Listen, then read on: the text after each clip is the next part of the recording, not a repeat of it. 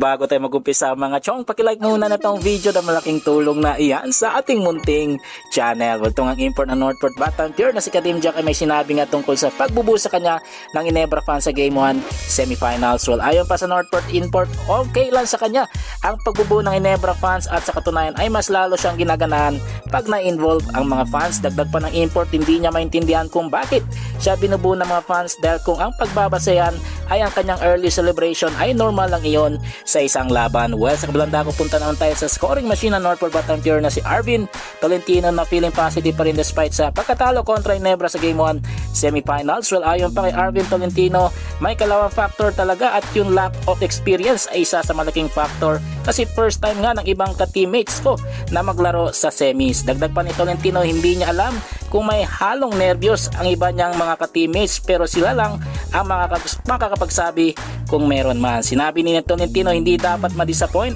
at ang kailangan lamang gawin ay maging positibo lamang.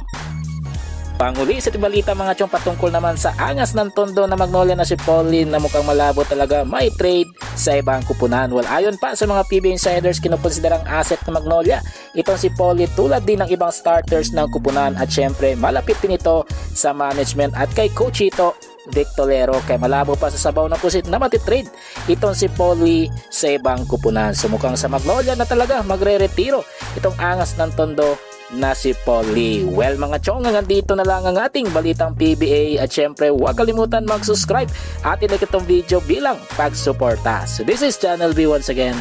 I'm out.